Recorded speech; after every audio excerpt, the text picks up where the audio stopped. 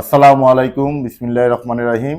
আমি মোহাম্মদ পারভেজ খান, বাংলাদেশ উন্মুক্ত বিশ্ববিদ্যালয় শিক্ষার্থী কল্যাণ সংগঠন রাজনৈতিক ডাক দিয়ে যাই। দীর্ঘ ৩০ বছর ধরে এই ডাক দিয়ে সংগঠন শিক্ষার্থী সেবায় এগিয়ে যাচ্ছে। সারা বাংলাদেশে এই সংগঠনের প্রতিনিধিরা কাজ করছেন।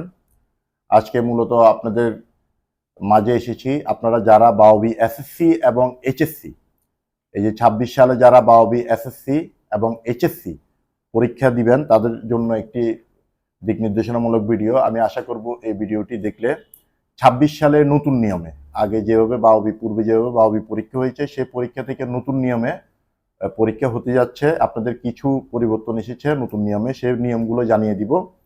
এবং অবশ্যই আপনারা নিজে যদি উপকৃত হন, নিজে লাইক কমেন্ট করবেন এবং শেয়ার করে অন্যদের পরীক্ষার্থীকে সুযোগ করে দিবেন যেন সেও ভিডিওটি দেখে।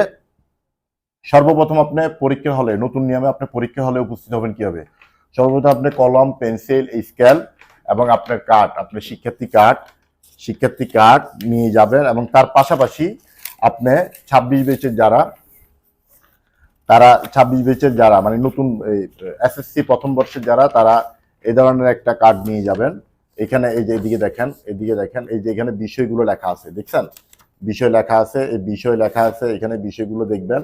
উপরে আপনার লেখা আছে, দেখেন একটু নিচে দেখেন, এই যে উপরে এই যে বিষয়গুলো লিখছেন, এখানে দেখেন, এখানে লেখা আছে আপনার এক্সাম সেন্টার, আপনি কোন এক্সামে পরীক্ষা দিবেন। এখানে এক্সাম সেন্টার, যেটা এক্সাম সেন্টার হলে এই এক্সাম সেন্টার লেখা আছে। স্টাডি সেন্টার হচ্ছে যে আপনার সেন্টারের নাম, স্টাডি সেন্টার হচ্ছে আপনার সেন্টারের নাম। আর স্টুডেন্ট আইডি হচ্ছে এই যে আপনার এই আইডি কার্ডে যে আইডি থাকবে, এই কার্ডে যে আইডি নাম্বারটা থাকবে, সেটি হচ্ছে আপনার স্টুডেন্ট আইডি।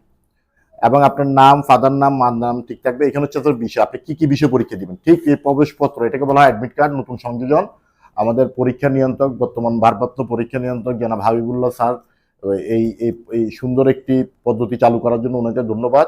না হলে অনেক স্টুডেন্ট জানে না যে তার কি কি বিষয় পরীক্ষা দিতে হবে। এই পরীক্ষার যে বিষয়গুলো, শুধুমাত্র এই বিষয়গুলো আপনি পরীক্ষা দিবেন, এর বাইরে কোনো বিষয় আপনি পরীক্ষা দিতে পারবেন না।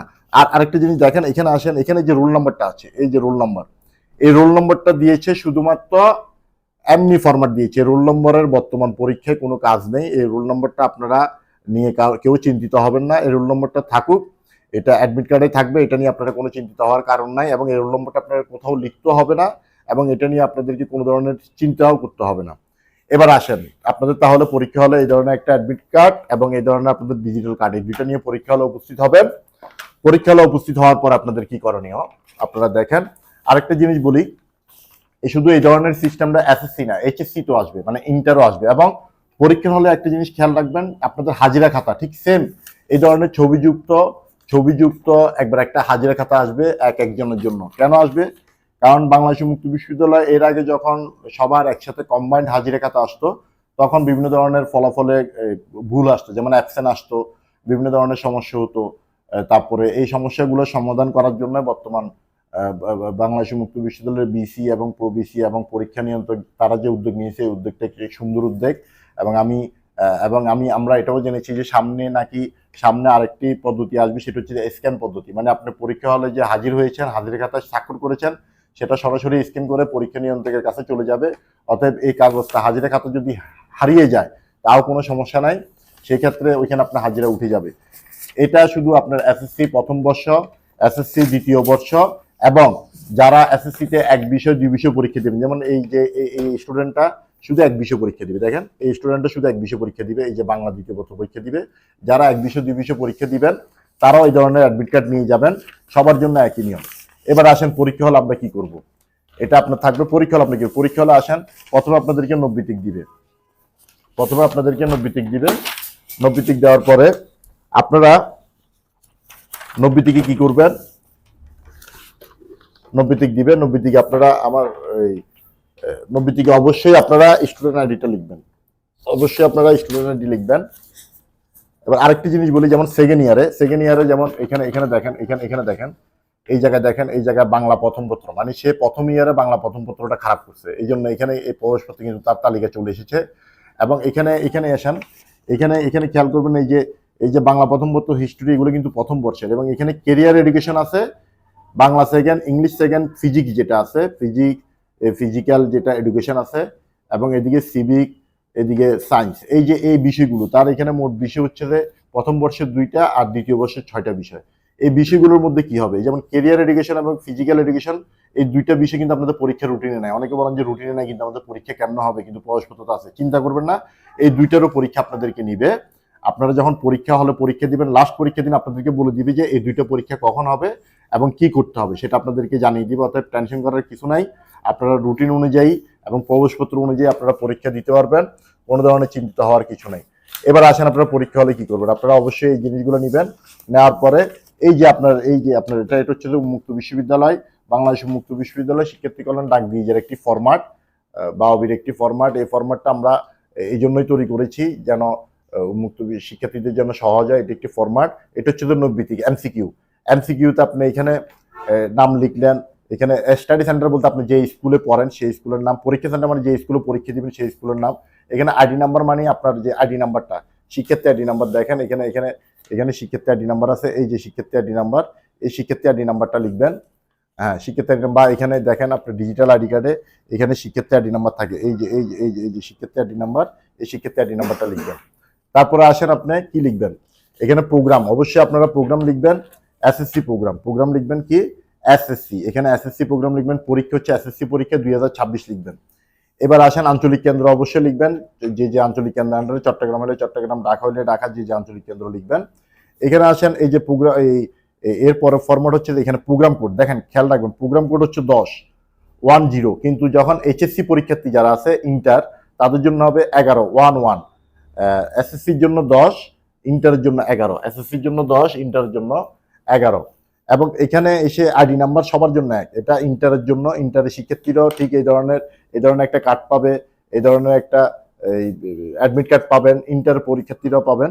তাদের জন্য এখানে ওই আপনারা অ্যাডমিট কার্ডের নাম্বারটা লিখবেন। যেমন মনে করেন আমি একটা নাম্বার লিখলাম, এই 26 বেচে যারা পরীক্ষা দিবে তারা 26-0-10-8-9-2-0-0-1 এভাবে লিখলাম। লেখার পরে আমাকে কি করতে হবে, ওই 2-এর জায়গায় 2 ভরাট করতে হবে, 2-এর জায়গায় 2 ভরাট করতে হবে, 6-এর জায়গায় 6 ভরাট করতে হবে, 0-এর জায়গায় 0 ভরাট করতে হবে, এভাবে ভরাট করবেন। আর এখানে 10 লিখলাম, 10-এ 1-এ ভরাট করলাম, 0 ভরাট করলাম। একটা কথা মনে রাখবেন, কখনো পেন্সিল, আমি পেন্সিল ইউজ করতেছি, আপনারা পেন্সিল ইউজ করবেন না, এখানে অবশ্যই কলম ইউজ করতে হবে, বল পেন ইউজ করতে হবে, নীল অথবা কালো এবং নীল কলম ছাড়া কোনো কলম ইউজ করবে। এখানে বিষয় কোড, আপনাদের পরীক্ষা যে পরীক্ষা দিবেন সেই পরীক্ষায় প্রশ্নপত্রে কোড দেওয়া থাকবে, অথবা আপনাদের অ্যাডমিট কার্ডে কোড দেওয়া আছে, বিষয় কোড দেওয়া আছে অ্যাডমিট কার্ডে। যেমন দেখেন, এই যে দেখেন আপনাদের বিষয় কোড দেওয়া আছে, দেখছেন 235816591651 এভাবে বিষয় কোড দেওয়া আছে।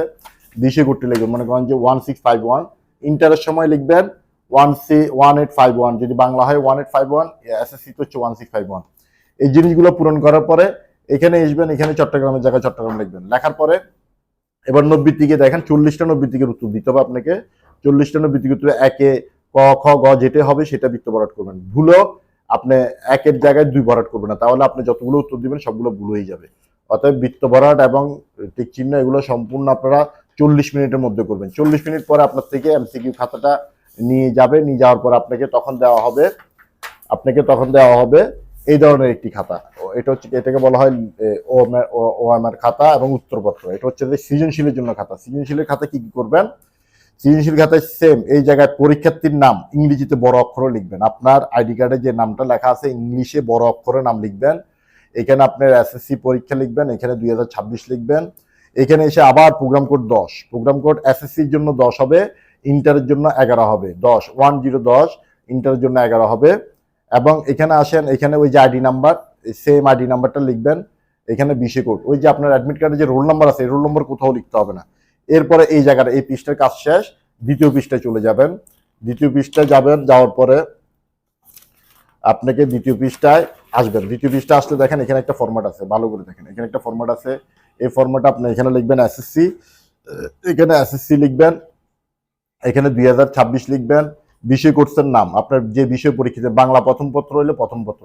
এবার সেমিস্টার বর্ষ, আপনারা যেহেতু এসএসসি এবং ইন্টার আপনাদের জন্য অবশ্যই বর্ষে টিক চিহ্ন দিবেন। প্রথম বর্ষে যারা পরীক্ষা দিবেন প্রথম বর্ষে তারা প্রথম লিখবেন, দ্বিতীয় বর্ষে যারা তারা দ্বিতীয় লিখবেন। আবার কেউ আছে যে দ্বিতীয় বর্ষে পরে কিন্তু প্রথম বর্ষে এক বিষয় ফেল করছেন, সে যখন প্রথম বর্ষের কোনো বিষয় পরীক্ষা দিবেন সে প্রথম বর্ষ লিখবে। এবার প্রশ্নপত্র কোডটা, প্রশ্নপত্র দেওয়া থাকবে, সেই কোডটা লিখবেন যেটা আপনি বৃত্ত ভরাট করেছেন। এই যে বিষয় কোড যেটা বৃত্ত ভরাট করেছেন এই কোডটা এখানে লিখবেন। এরপরে পরীক্ষার তারিখ, আপনি যে তারিখে পরীক্ষা দিবেন পরীক্ষার তারিখ লিখবেন, সকালে হলে সকালে টিক চিহ্ন, বিকেল হলে বিকেল।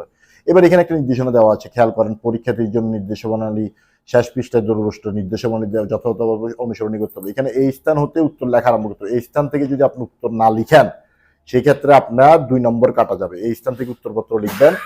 লেখার পর একটা কথা খেয়াল রাখবেন, আপনি এখানে উত্তরপত্র শুরু করবেন 1 নং প্রশ্নের উত্তর, 1 নং প্রশ্নের ক নম্বর উত্তর, ক নম্বর উত্তর এভাবে লিখবেন।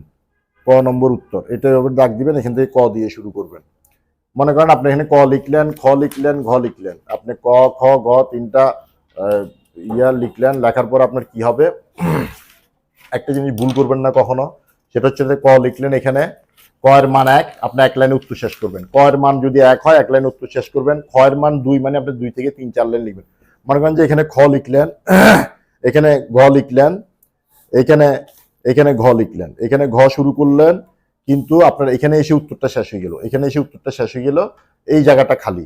তখন আপনি কি করবেন, এই জায়গায় লিখবেন না 2 নম্বর প্রশ্ন উত্তর, এখানে আর লিখবেন না। 2 নম্বর প্রশ্ন উত্তর এর পরের পৃষ্ঠা থেকে শুরু করবেন। 2 নম্বর প্রশ্ন উত্তর এর পরের পৃষ্ঠা থেকে আপনারা শুরু করবেন। আর একটা জিনিস খেয়াল রাখবেন, এর পরের পৃষ্ঠা থেকে 2 নম্বর শুরু। আরেকটা জিনিস খেয়াল রাখবেন, আপনারা সবসময় খাতা যখন পাবেন খাতার পিছে একটা নির্দেশনাবলী দেওয়া থাকে, আপনি কি কি করতে পারবেন কি কি করতে পারবেন না এই ধরনের একটা নির্দেশাবলী এখানে দেওয়া আছে। আপনি কি পরীক্ষার খাতায় কি ধরনের আপনি সুযোগ পাবেন, কি ধরনের পাবেন না, এবং কি কি মধ্যে আপনি এর বাইরে যদি আপনি কোনো ধরনের অবাঞ্ছিত ঘটনা করেন সেই কারণে আপনি কি কি শাস্তি পাবেন সবকিছু দেওয়া আছে। এবং আপনি যখন লুজ শিট নেবেন, মানে অতিরিক্ত উত্তরপত্র, মানে আলাদাভাবে লুজ পেপার বলি আর কি, তখন লুজ পেপারের একটা নাম্বার আছে, এই নাম্বারটা এখানে লিখবেন। এই লুজ পেপারের নাম্বারটা এখানে লিখবেন, আর লুজ পেপারটা হারাই গেলে তখন কর্তৃপক্ষ দায় থাকবে না। আরেকটা কথা খেয়াল রাখবে, হাজিরা খাতায় আপনারা আপনাদের এই ধরনের যখন হাজিরা খাতা আসবে, এই ধরনের যখন এই সহ এই ধরনের শিট সহ যখন একটা হাজিরা খাতা আসবে, তখন এখানে একটা খাতার নাম্বার লেখার জন্য একটা জায়গা থাকবে। সেই জায়গা আপনারা এই ধরনের সিরিয়াল নাম্বার আছে, সিরিয়াল নাম্বারটা লিখবেন, সিরিয়াল নাম্বার লিখবেন এবং স্বাক্ষর করবেন। হাজিরা খাতায় এই খাতা সিরিয়াল নাম্বার লিখবেন এবং স্বাক্ষর করবেন। এটা এই কথাগুলো কিন্তু আমার এসএসসি এবং ইন্টার দুইজনের জন্যই।